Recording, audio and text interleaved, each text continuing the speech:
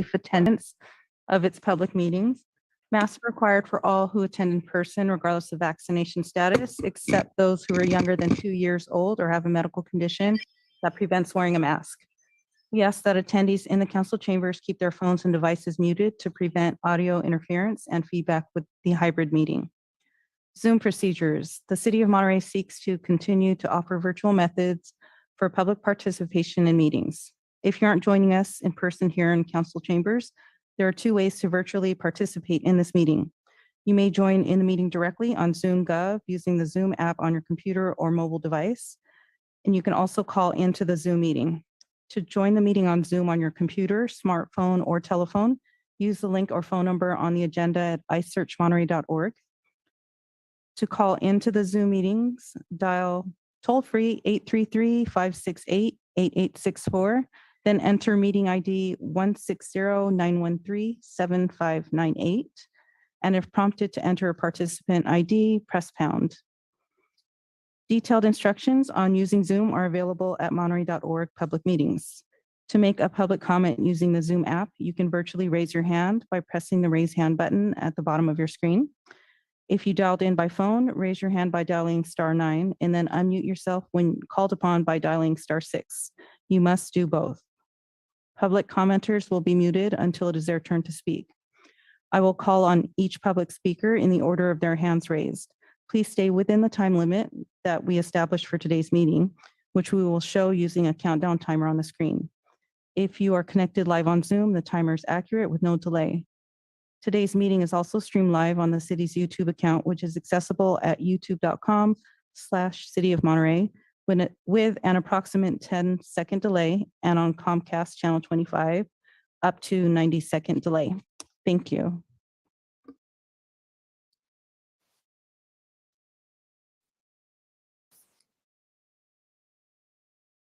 Great, thank you. Thank you, Lisa.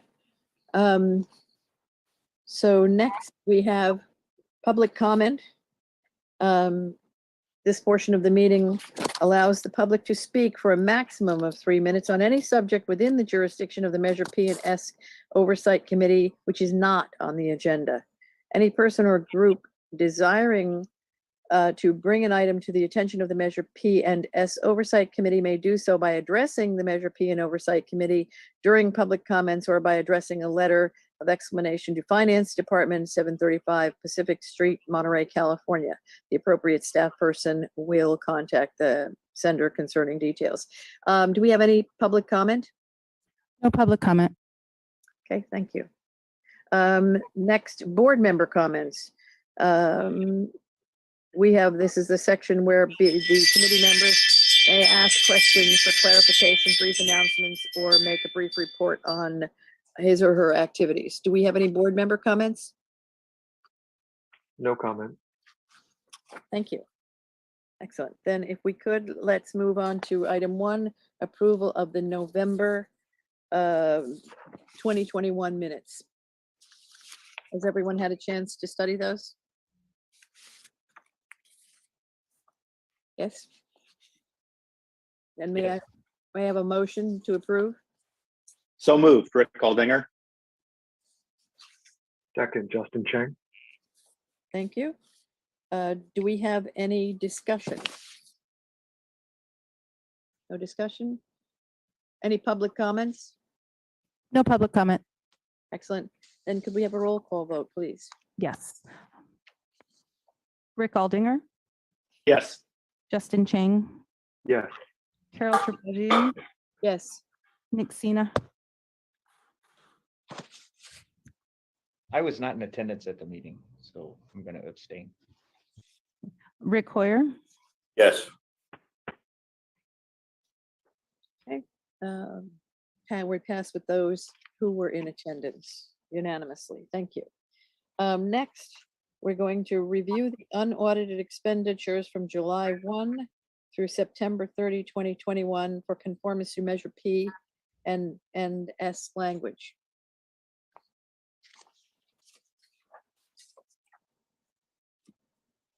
Good morning, Madam Chair and board members.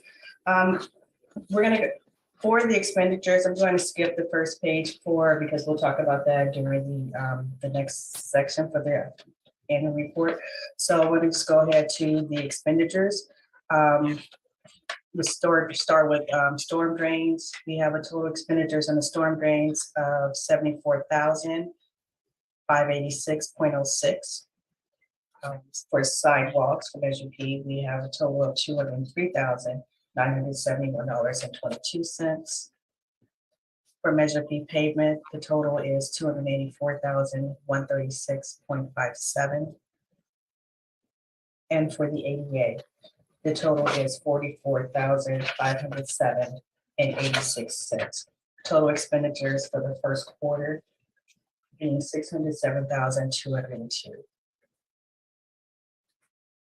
I believe Public Works is here as well if you have any individual questions for the projects.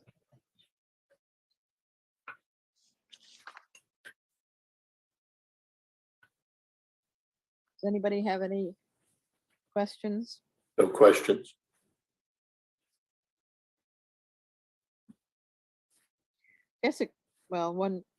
Where were we buying plants and trees, $3,300 worth of plants and trees for? What were we doing that for?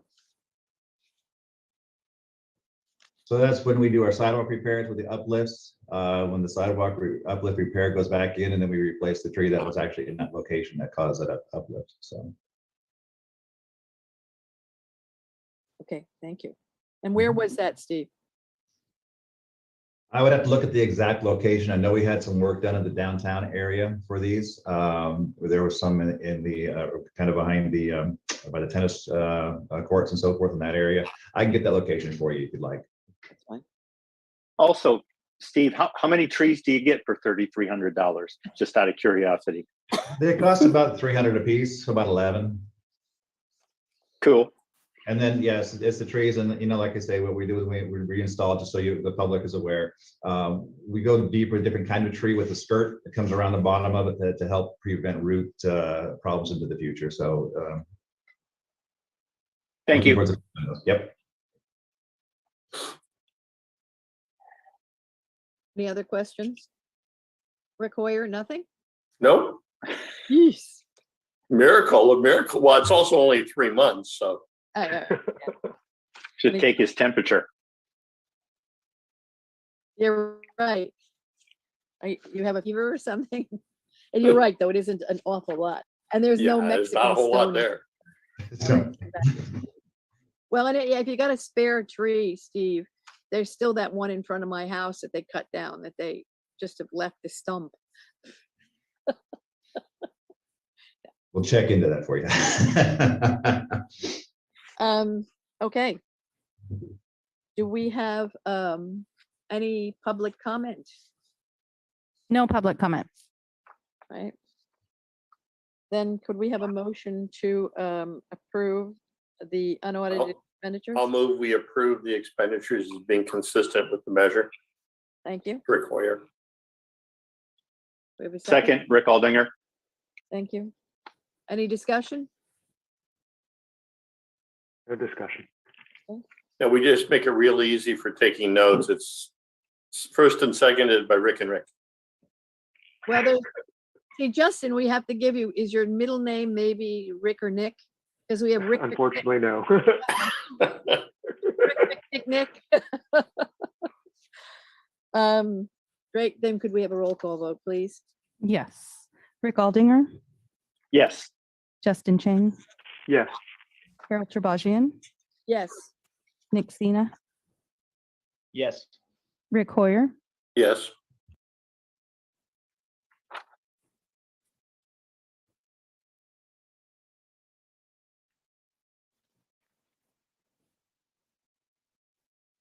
Okay. We we are passed with the unanimous vote. Thank you so much. Next, we are going to move on to the unaudited periodic report for the period July 1 through September 30. Thank you, Madam Chair.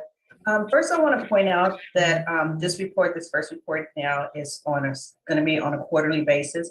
So we did mention that there's not that much information. So that's different from the last report because that was through August. This report is now through August, so it's going to be consistent. So the next time we come back to you, it will be we'll have the first and second quarters in there so that we are consistently on a rotating schedule. So for the first quarter,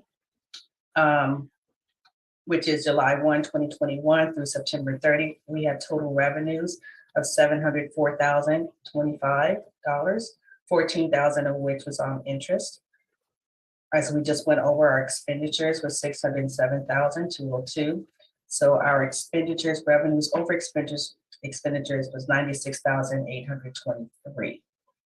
Year to date, or project to date, we've had $58,691,604 in total revenue, and total Measure P and S revenue, $583,568 in interest. So our total revenues for the entire tax, $59,275,172, and total expenditures for the same period, $53,447,292. So we have total revenues over expenditures to date of $5,827,880. And our next table presents a year-over-year comparison. The first is a little off because we represented from August before, so we have the August of 2020 and comparing it through to September 30 of 2021. So the difference being that first couple of months for the year 2021, we had revenues over or under expenditures of 1 million, and this year is 96,000 over expenditures. So that represents the change, the total change for year comparison. Are there any questions on the revenues and expenditures that I can answer? And I don't remember, well, I guess the first quarter was low. I mean, it shows nothing because I guess there wasn't anything really through. We got numbers after September. Right, we just normally get the money in starting in September. That's why, because it's about 2-month lag. Yeah. So 2021, we did, even with what was going on, we had 8,643,25. If we have 700, we have the 689 in the first quarter. And I don't remember where we caught up to, but if this is the case, we could have some challenges. Again, we've got $5.6 million of surplus, but we could have a challenge if this year is falling behind. And I don't remember, Steve, you would know, do we catch up? Because this would make us what, 2.8 million if we had basically 700,000 a quarter. And not that, the spring could catch up, or the third and fourth quarters could catch up. Can I just say that it will catch up, because this is only going to report the 689,000 that you're seeing is really only for the month of July. So it only is representing 1 month, because you'll have for sales tax, you'll have the month of July, and then August is they are calculating, we don't get it until September. Okay, so then maybe next quarter, it'll be more reflective Yes. of what the actual numbers are. Absolutely. Okay, all right. Otherwise, for some reason, I can't imagine it being scarier in 21 than 20, because actually, if you look at July, the hotels were open. July, August, September were a lot more open this year than they were last year. Right, and we did pretty good in TOT tax so I'm pretty much assuming that the sales tax is going to be the same. Okay, well, and again, the challenge with sales tax in the hotels is that, and we ran into that when the conference center was closed, that rentals and food and beverage are taxed. And when you don't have group business, then you don't have as much sales tax. The leisure business is great, you're getting the TOT, but not necessarily as much sales tax as you would get from a group, or when they have the group food and beverage functions and AV rentals and stuff, and space rentals. So we'll have to see what happens. Okay. Anybody have any questions? No questions. We have any public comment? No public comment. Okay, thank you. Any further discussion? I'll move, we accept the report. Thank you. We have a second? Second, Rick Aldinger. Thank you. Do we have a roll call vote, please?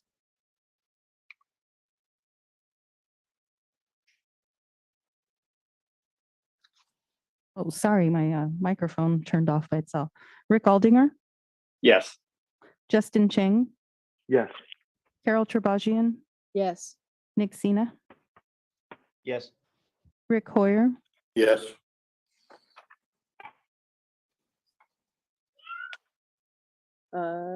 We are passed unanimously. Thank you so much. I guess then we have anything further, nothing further to discuss, anything else from finance? Anything, Steve? You need any help building any streets or anything? I'm having trouble with staffing, so if you know any good engineers, let me know. Yeah, we're hospital. Madam Chair, Yes, sir. I have a question for Steve Witry that's, I guess, at least loosely related to to Measure P and S, if I may. Yes, sir. So I've noticed lately, and I'm not sure for how long, and I don't know if this is citywide, but I'm going to just use the traffic signals at Soledad and Munris as an example of what seems all of a sudden to be extremely long waits for traffic at that intersection, and possibly at Soledad and Pacific as well, with a lot of cars just sitting at an empty intersection for quite some time, and burning up fuel and polluting the environment. It looks like possibly that we're getting an automatic walk signal at those intersections, regardless if there are pedestrians anywhere in the area or not, or at least some of the time. And so I'm just, the question is that intentional or something out of whack? It belongs to more of the out of whack category at this point. We have several of our controllers that are reaching the end of their lifetime, and we're working to replace those. If there are some that are malfunctioning, we can notify our public works team, and we can get out there pretty quick, our streets team actually, and we can get that dialed in. Those two intersections right there, I'll put over to her and Andrea ready, and we can make sure they're operating. I will let you know that we are replacing them as we go, and we're also in the process of upgrading the system to similar like we have on Lighthouse and in Fremont. We're doing that maneuver throughout other areas. So we're trying to band-aid for a little bit right now until we get the new system in place. So yes, there are some that are a little at the end of their lifetime, what we'll call it. All right, good to know. Thank you very much, Steve. But that said, Steve, the one Casanova and Fremont has either been, and that's a newer one, that got replaced. That's a newer one that we're troubleshooting right now. That one has a gremlin in it. Casanova and North Virginia, it has a gremlin in it that we're trying to bird dog. Actually, as last 2 weeks, we've been trying to get that one figured out. I'm noticing that about every morning, because there's sometimes that one should be like the Lighthouse one, shouldn't it? Because Yes. I'll go there from Casanova, and no one's coming on Fremont, no one's in the other direction, and sit there for like 2 minutes or 3 minutes. So yeah, that one is malfunctioning currently, and that is a brand new one that we have that was put with our process, and it's we have the technicians and the engineers on that one right now. There's a gremlin somewhere in that, and trying to figure out what exactly is causing that failure or that malfunction. yes, because it seems like every couple of days, it's flashing red, which actually works better than the way it's working. So, perfect. Okie dokie. Anything else from anyone? No public comment? And I'm moved to adjourn the meeting. Thank you so much, and we will see you next quarter.